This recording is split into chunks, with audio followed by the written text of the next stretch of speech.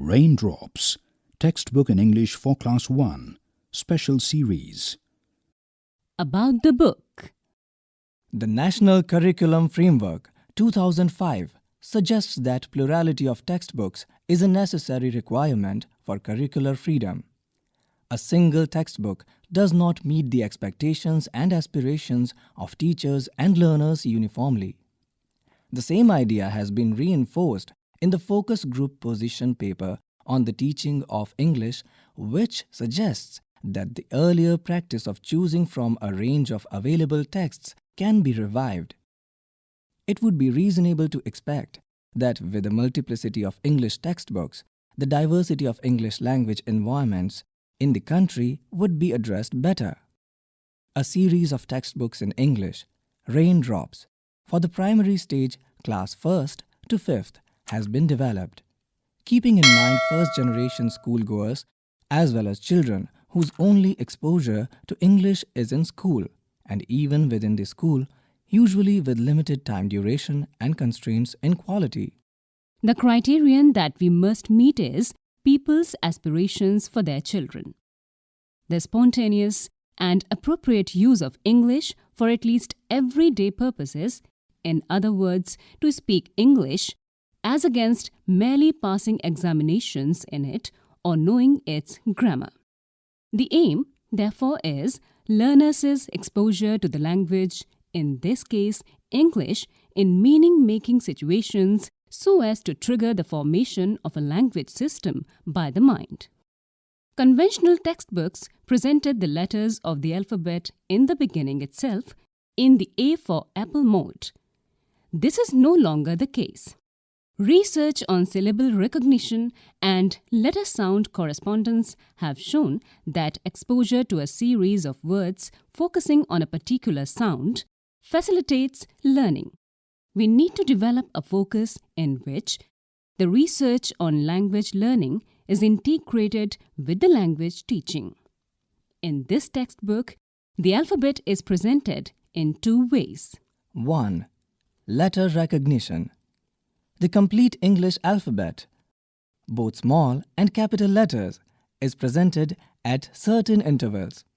It has been given either horizontally, for instance, where a lesson ends, or vertically as a sort of add-on border to the lesson.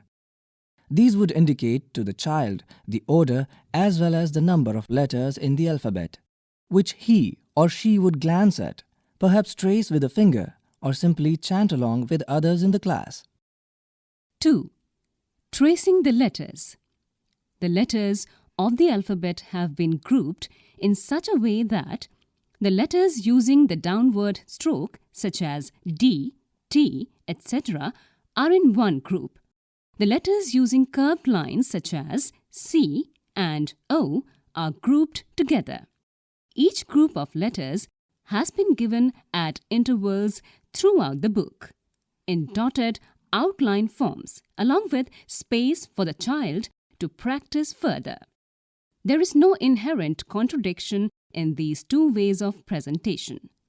The letter groups for tracing are based on the hand movement required, and the letter recognition indicates the alphabetical order of the letters, which is necessary for reference skills later, to look up dictionaries, directories, and so on.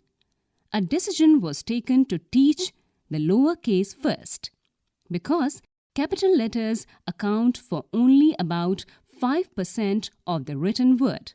Also, the lower case letters are the ones that children see more frequently in their environment. It is found that some children confuse between B and D.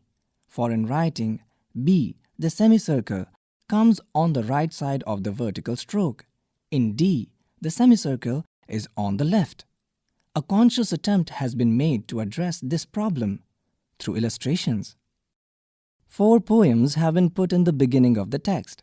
These are to expose the child to little songs and rhymes as they would have had in their mother tongue. As with rhymes for children everywhere, the sounds are the main focus in these poems, and not so much the meaning. A deliberate decision was taken not to include any kind of activities or exercises with the first few poems. They are meant to be read for enjoyment only. Phonological awareness is the ability to discriminate between similar sounding words, the difference between gate and late, for instance. Since a child who is phonologically aware is more likely to have reading success, it was thought important to find ways of developing it. Most importantly, children would be encouraged to have fun and play with words. The present textbook is one step in this direction. Chapter 1, page number 1. Clap, clap, clap. Clap, clap, clap. Tap, tap, tap. Hop, hop, hop. Stop, stop, stop. Jump, jump, jump. Run, run, run. Clap, clap, clap. Stop, stop, stop. To the teacher. Read out the poem, matching actions with words. Make the children repeat the poem after you with suitable actions.